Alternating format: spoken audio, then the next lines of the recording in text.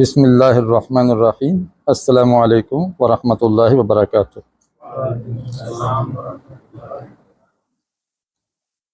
دو تین لیکچرز میں ہمارا نماز کا سبق مکمل ہو گیا۔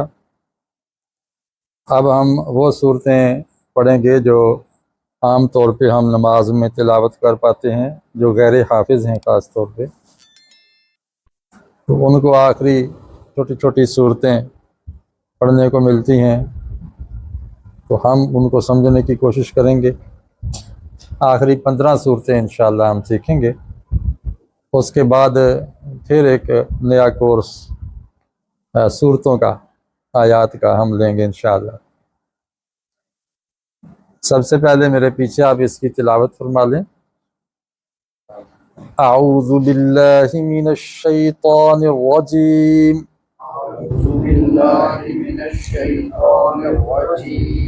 بسم اللہ الرحمن الرحیم،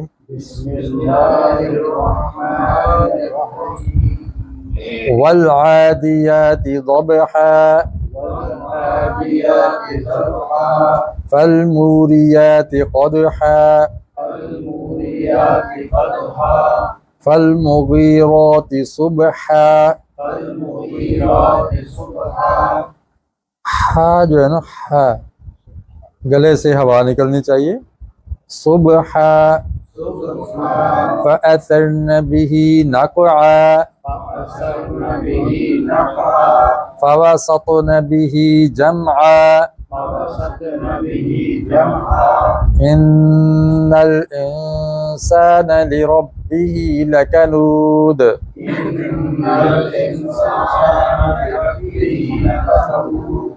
وإنه على ذلك لشهيد،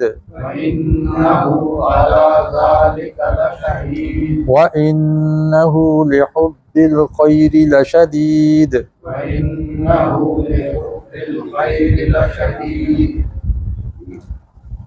آج ہم ان آیات کو انشاءاللہ سیکھیں گے۔ اس میں کچھ تجوید کے اشارے موجود ہیں، تجوید کی چیزیں جو پختہ کرنے کی ضرورت ہے۔ سب سے پہلے تجوید کا سبق ہم پڑھیں گے وقف،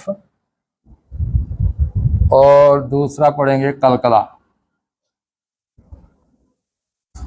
اس کی مشق اس کے اندر موجود ہے۔ اب دیکھیں، جب ہم اس پہ رک رہے ہیں دو زبر پہ، دو زبر کے بعد عام طور پہ ایک الف بھی موجود ہوتا ہے، جیسے یہاں لکھا ہوا ہے۔ اس پہ جب ہم رکیں گے تو ایک الف پڑھیں گے، میرے پیچھے پڑھیں، ضبحا، قدحا، صبحا، نقعا، جمعا، اس طرح وقف کریں گے۔ اگر کریں گے ضبحا، قدحا، تو یہ تب ہم کریں گے، تنوین تب پڑھیں گے جب اسی سانس میں اگلی آیت بھی پڑھنی ہو، اگلا لفظ بھی پڑھنا ہو۔ اس کو ملا کے پڑھنا ہو تو پھر کیا کریں گے، والعادیات ضبحا، فالموریات قدحا۔ تو پھر ہم یہاں پہ اخفا کریں گے، تنوین کو اس کے ساتھ ملا کے پڑھیں گے۔ بعض حفاظ کو بھی میں نے دیکھا ہے کہ یہاں غلطی کر جاتے ہیں۔ چھوٹے بچے جب قاری صاحب کو سبق سناتے ہیں تو کس طرح سناتے ہیں، والعادیات ضبحا، والموریات قدحا، والمغیرات صبحا، اس طرح کرتے ہیں، اور یہ غلط طریقہ ہے۔ ہاں، سانس کو توڑ دیے تو پھر ٹھیک ہے، والعادیات ضبحا، فالموریات قدحا، فالمغیرات صبحا، یہ سانس توڑنا ضروری ہے اگر اس طرح پڑھیں۔ اور اگر ایک ہی سانس میں پڑھنا ہے تو پھر تنوین لازمی پڑھنی ہے آگے، تو یوں پڑھنا ہے، والعادیات ضبحا، فالموریات قدحا، فالمغیرات صبحا، اس طرح ملا کے پڑھنا ہوگا۔ اس لیے یہ وقف کی اہم بات تھی، میں نے بتا دی۔ دوسری چیز آ رہی ہے، دیکھیں، صبح، قد، ضب، صبح، نقع، جم، ان، شہید، شدید، कनूद। हरूफ कलकला 5 हैं, औफ, क़ा, बा, जीम और दाल। जब इन पे जज्म हो तो कलकला होता है, या वक्फ हो तो कलकला होता है। ये है वक्फ, यानी आयत मुकम्मल हो गई, यहाँ हम रुक रहे हैं तो तब भी कलकला करेंगे, अगरचे इस पर जज्म नहीं है, दो पेश है, तनवीन है, तब भी हम कलकला करेंगे। गोया कलकला की सिर्फ 2 सूरतें हैं, या हरूफ कलकला पे जज्म हो या हरूफ कलकला पे वक्फ हो।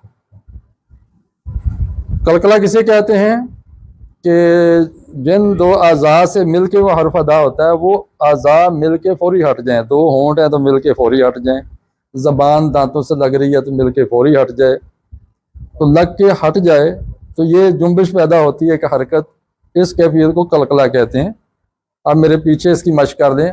ज़ब, क़द, सुब, नक़, शहीद, शदीद, कनूद। यहाँ गलती क्या होती है भला? ज़ब्हा कह जाते हैं, ज़ब्हा, क़दहा, सुब, नक़, शहीद, शहीद ज़बान जुड़ी रहती है, शदीद ज़बान जुड़ी रहती है, कनूद ज़बान जुड़ी रहती है। तो ज़बान जुड़ी ना रहे, लग के हट जाए, क्योंकि इस पे हम वक्फ कर रहे हैं और ये हरफे कलकला है। दाल, काफ, बा, दाल, बा, ये हरूफे कलकला को याद रखिएगा। यहाँ देखें जम, अगर इसको पढ़ेंगे जम, जम आ, ये गलत हो जाएगा। जम आ, जम, देखिए मीम 2 होंठ आपस में लगे, अब ये हटे नहीं है तो हमने आयन अदा कर दी। जम आ, अगर करेंगे जम आ तो ये गलत हो जाएगा। इंसान, इंसान, अगर पढ़ेंगे इंसान, इंसान तो ये गलत हो जाएगा, क्योंकि ये नून कलकला में से नहीं है। और फिर कलकला कौन से हैं? क़ा, बा, जीम, दाल। इसको एक लफ्ज़ से याद रखते हैं, कुतुब जद्दिन। कुतुब जद्दिन, ये 2 मजमू बन जाते हैं, इससे याद रहता है।